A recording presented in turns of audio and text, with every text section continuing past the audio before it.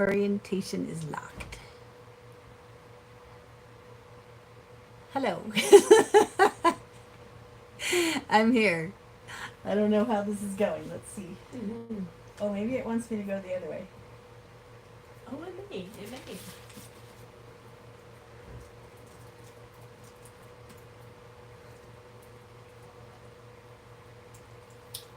Can I move this closer?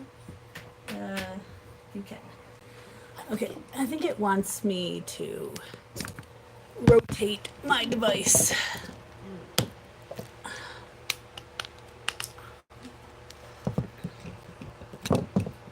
You want to?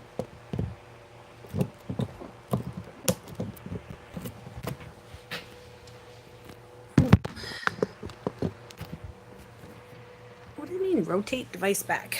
Which way am I?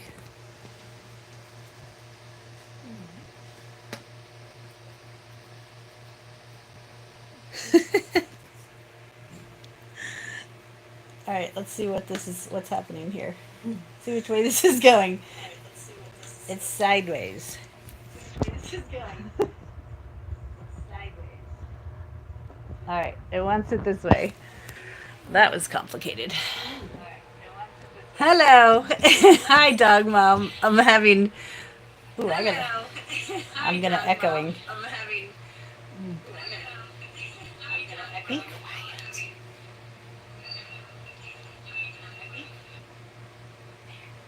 Okay. Now I got to see how to set this up. Hello. I was trying to do this the other direction, and I guess it won't let me. So let's see if I can get my phone or my little tripod thingy set up.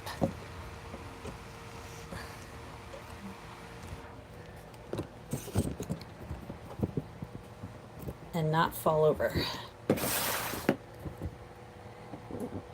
Hello, Eva. So my tripod's gonna fall down. Oh. I'm glad. You're not gonna enjoy this, I don't think.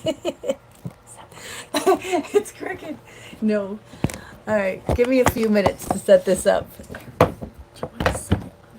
Yeah. My sister's in here helping me. Good thing. How do I do that? I just thought maybe you could just like set Oh, it there. yeah. Well, because this is Yeah. on this. Whoop. Ow!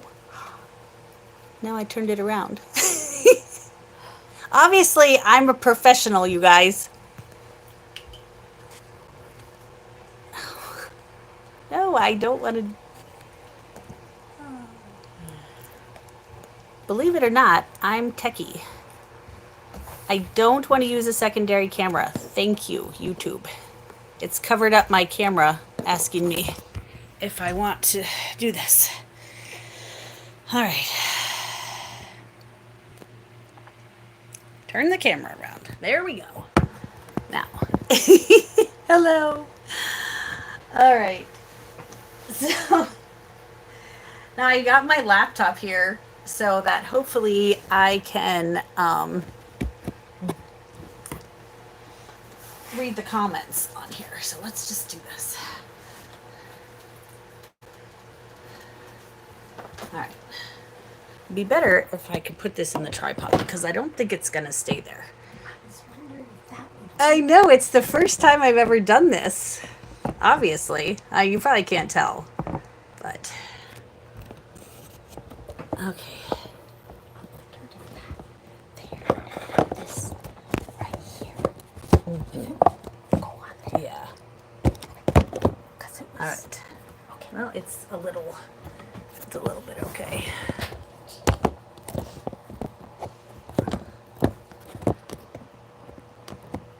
There. All right. I'm just a little crooked. That might have to be that way. I'm sorry. Okay. Hello. We are going to ask for not a lot of spam messages, please. I would appreciate that. Okay.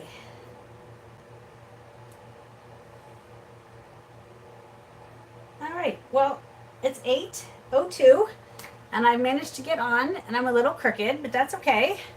So let me kind of give a short update of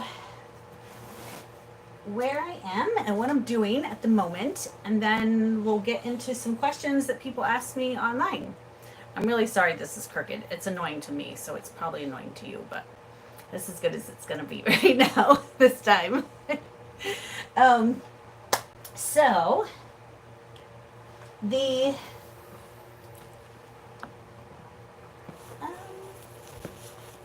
okay, so right now I am currently off trail for work, and I am in Pennsylvania.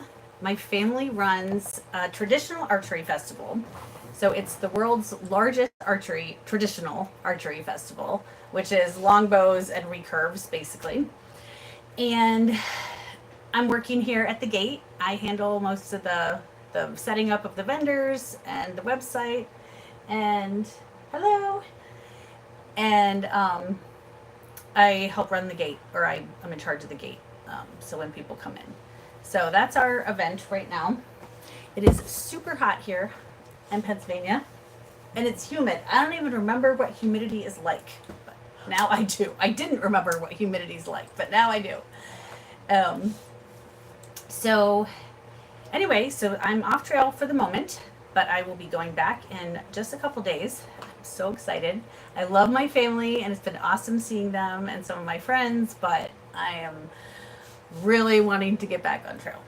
So I figured I would give a little bit of an injury update as well, and a permit. that's nice.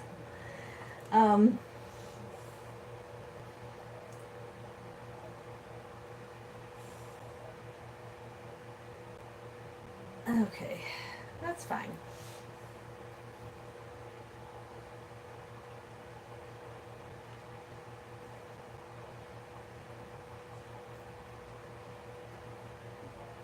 Yeah, that's all right. So, where was I? Injury update. So, we know that I started out with shin splints, and we know that I started out, then ended up with Achilles tendonitis. Though the shin splints are gone, Achilles tendonitis is hanging on, but it's fine. It's slowly getting better, and then we get a really rough, rocky moment, and then it gets worse again. So now I am dealing with a torn meniscus, which you'll see a few videos from now. Yeah, there are weirdos, but that's all right. So now meniscus tear is what's going on with my knee. I'll explain that, well, I have explained that in some videos that you will see that I have made, if that makes sense. So, I think that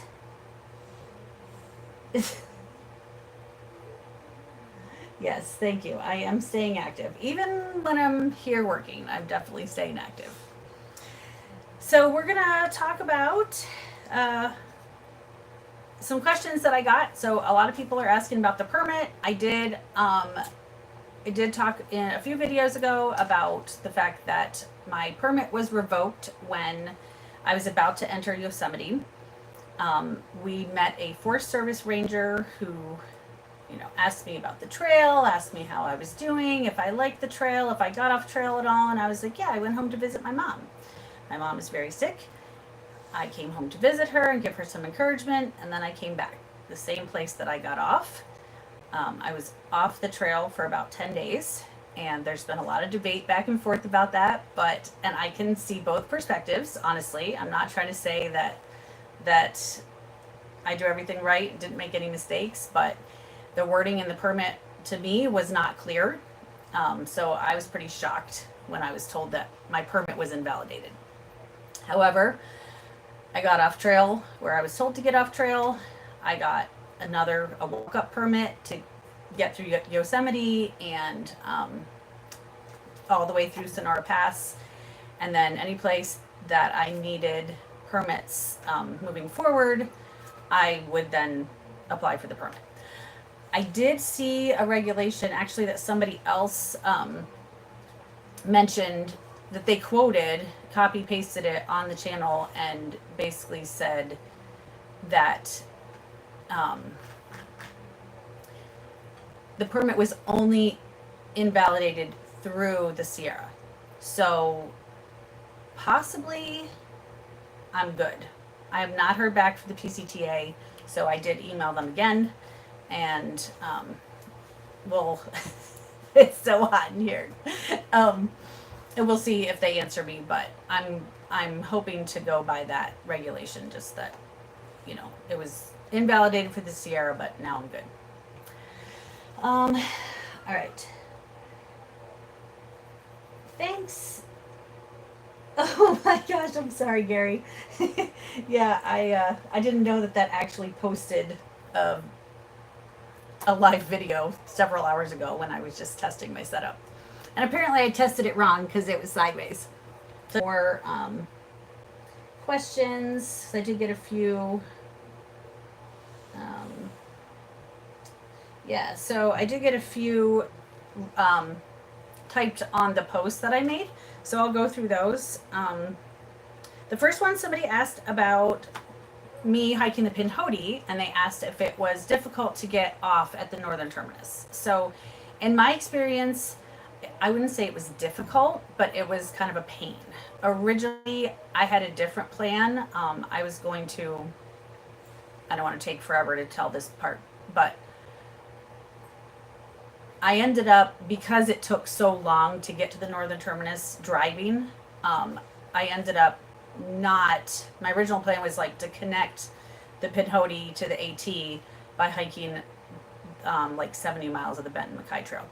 So I decided not to do that, and just ended up hiking to the terminus, going back to the trailhead, and then getting out that way. It was about an hour and a half to get into that trailhead, like where the parking area is. So whether you get dropped off or you drive there, it definitely is like, it's a haul. So that's that. But I loved the Pinhoti. It was really a great trail. I loved it. No views like the PCT, but it still was a great trail. Oh, I'm going in and out. Oh no. I did see that once. Is it happening a lot? I don't have great Wi-Fi here. The speed test seemed okay. Excuse me. Well, just let me know and I'll keep going. Someone else asked me what I learned from my first Thru-Hike that I applied later on. So my first Thru-Hike was a very short, long trail called the Northville Placid Trail in New York. And it's like 138 miles. When I decided to do that, I was going to conquer that trail. I was going to hike it fast and well, and I was just going to do a great job, whatever that means. So I ended up averaging 25 miles a day. I didn't conquer the trail because that's not the point. And yeah, it made me feel accomplished and it made me feel empowered and whatever those things are, but I would not do that again. I didn't take the time to enjoy the trail the way that I would have. I didn't spend time like enjoying nature the way that I would have. And it was kind of a death march at times. Well, the last couple days especially were kind of a death march. Plus my feet were covered with blisters. So I think that biggest thing is we're not here to conquer the trail. We're here to like let the trail teach us things and to enjoy nature and to kind of reconnect with ourselves and the world around us, and not try to conquer anything. Okay, good. What happened here? I'm doing a live stream, my first one ever, and it's a little crooked, so I'm just going to keep apologizing to the people that pop in. Just answering some questions about my hike. So, Another question that I got was, what is the difference in the PCT from other trails? Oh, and if you have any questions, go ahead and ask me in the chat, because I'm not gonna like stick around forever. I don't have a whole soliloquy to do. So once the questions are done, we'll be done. But so what's the difference that I feel in the PCT from other trails? The biggest thing for me is that it's so varied in the terrain. Um, every other hike that I've done has been quite a bit shorter, I mean, to begin with, but also definitely has been East Coast, very similar types of terrain and, flora and fauna, not a lot of really different. I did do 100 miles of the Colorado Trail, so obviously that was not your typical East Coast. But aside from that, almost all my hiking has been back east. The different terrain and ecosystems and just everything from the desert to the high arid mountains, snow-covered mountains in the middle of the desert, meadows, alpine areas, the Sierras, especially Sierra, has just been amazing to me and mind-blowing. I mean, the videos don't even do it justice. I wish that I could transmit what I'm seeing to you guys in a way that really portrays it, but you know, you're just seeing a portion of what it's really like. So it's been absolutely amazing. And I think that's the biggest thing, is just the difference in terrain and how much variation there is. And with that, just the beauty of the trail, the amazing views. Like, I've never seen anything like this except somewhat in Colorado. Just constantly blown away by how beautiful it is. And then the last thing is the elevation. So, my gosh, I mean, we hiked at 11,000 feet for days and days, over 11,000 feet. And again, like, I have not done anything like that before.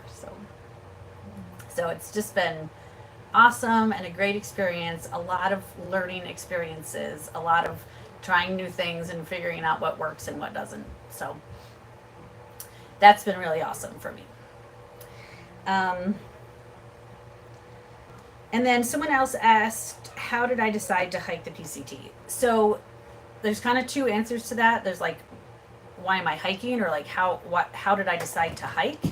Or how did I decide the PCT specifically? So I have a whole video on why I'm hiking and why I'm hiking the PCT, but like, to narrow it down, it's, I wanted challenges.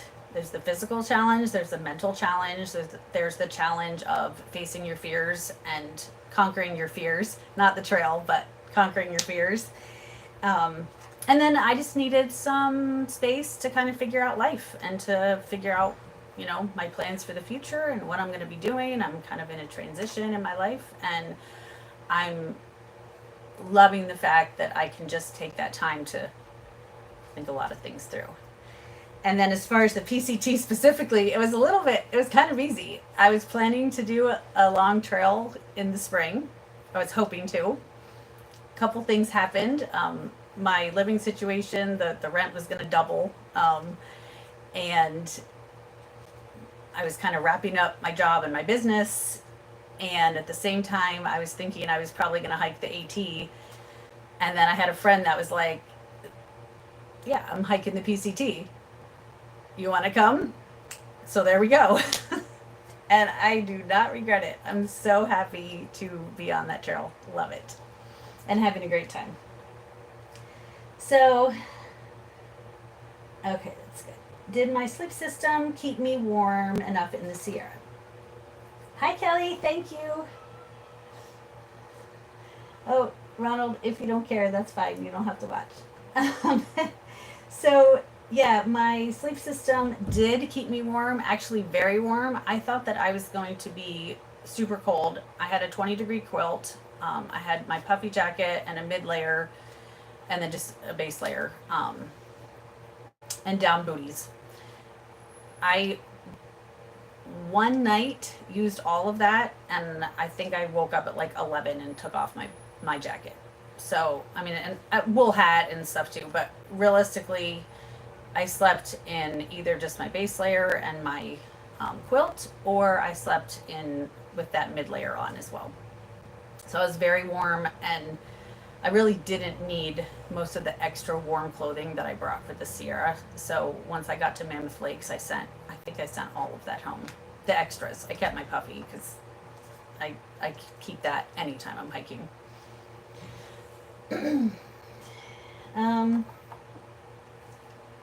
Let's see. So Kelly says, yep, the PCT has it all. It definitely does. Sometimes there's heat waves in the snow.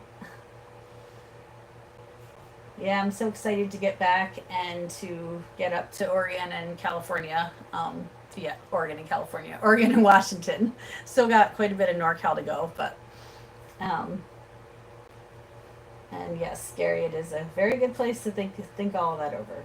It's been very helpful to me. So Kelly says the Sierras are stunning. I love the Sonora Desert part as it goes through. Yeah, that section near Sonora Pass where it was like basically we were walking over old volcanoes or the volcanic rock, and everything was just rock everywhere. It was so cool. Like you wouldn't look at it and go, "Oh, that's beautiful." Well, you would, but it's not what you would think of when you think of a beautiful mountain view. But I was just in awe. I took so many videos of that section. So, hi, Kathy. Hey, Kathy's my friend that I randomly found out lived right near the Joshua Inn. So she came and we had dinner. And then I completely never thought to take a video or photo of us together. So it is my first long through hike. So I did a couple shorter through hikes. I've hiked the Northville Placid Trail, which is 138 miles. The long trail in Vermont, which was 273 miles. And then I did the Pinhoti, which is, I think it's 351, pretty sure. And the Pinhoti goes from it through Alabama and Georgia, and it's close to connecting with the AT. You can get to the AT by the Benton Mackay Trail. So it's technically part of is that the Great Eastern Trail? Somebody can correct me if I'm wrong, but I think it's part of the Great Eastern Trail. So you can go from like the Florida Trail all the way up. Ooh, yeah, Crater Lake. Ooh, Lake Tahoe is awesome too.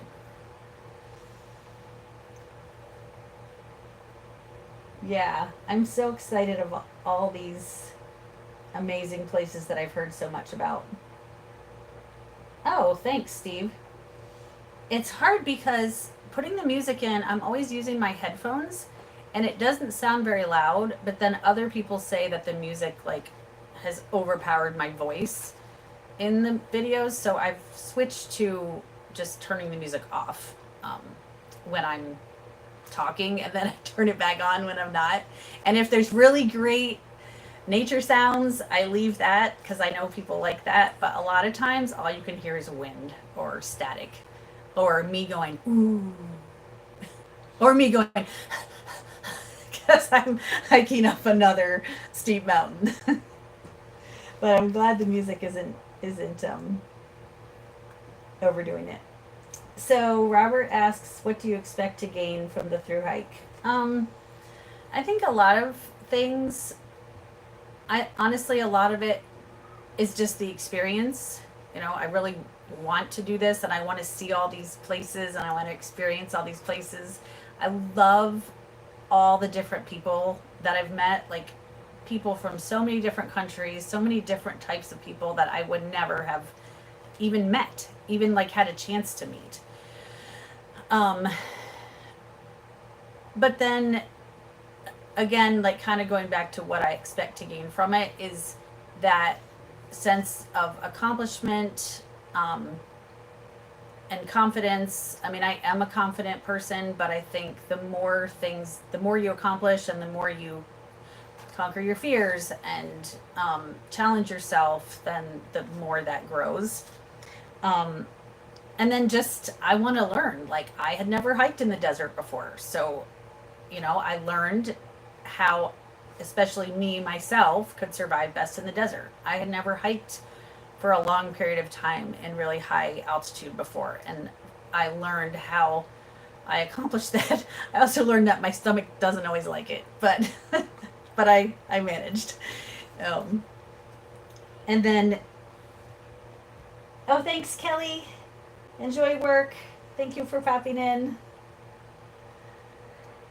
And then, yeah, just finalizing my plans for the future, and kind of, I really want to keep going with this YouTube thing, and kind of make it into a little side, continue making it a little side thing where you can do something you love and share it with other people. So I feel like as long as it's beneficial to people, I'm going to keep doing this, on the side. Yeah.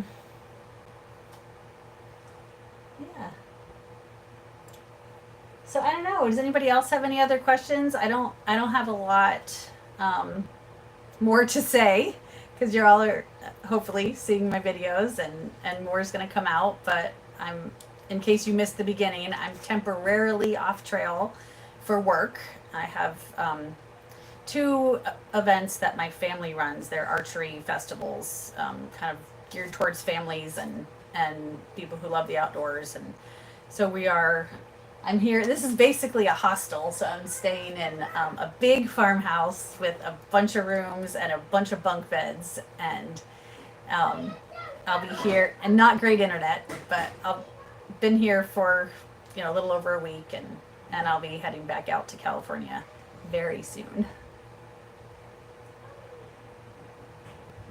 So as far as my permit, Lindsay, and then Gary, I just saw your question, so 1 second. So Lindsay, as far as my permit, the deal with that is if your permit's revoked, it doesn't mean you have to stop hiking. It means that you have to get an individual permit for each section coming up that requires a permit.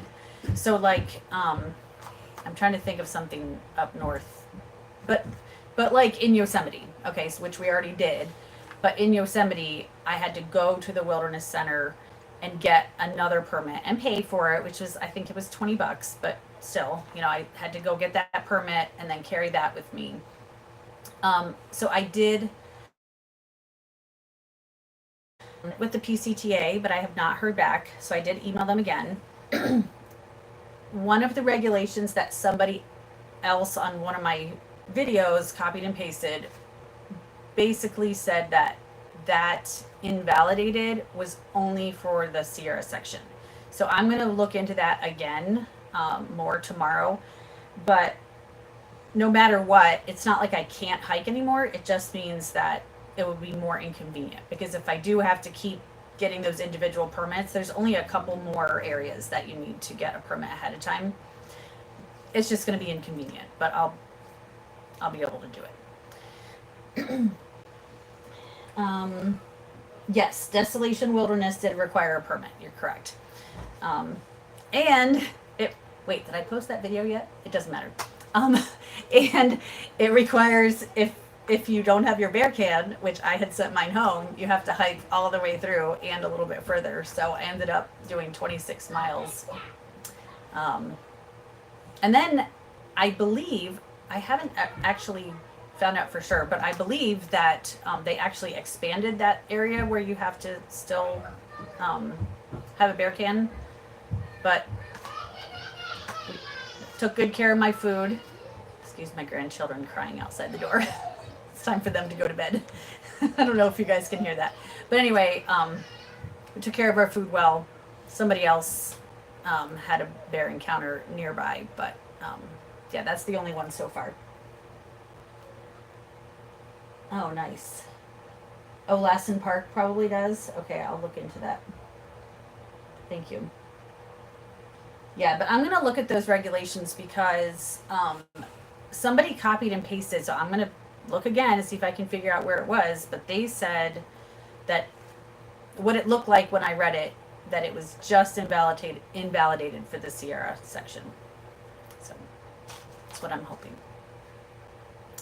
Anyway, I really appreciate everybody coming to chip in. Well, most of you coming to chip in and watch. And this was a good experience with my first live, so I learned a couple things.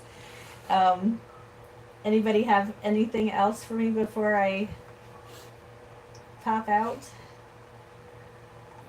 But I'm looking forward to getting back on trail and getting lots more videos. So I'm excited. Not too long now. Thank you. I actually don't know how to turn this off either, so that's going to be another thing. Another learning experience. That's what I want, right? Thank you. All right. Awesome. Thanks, Lindsay. All right. Good night, everybody. Thanks for popping in.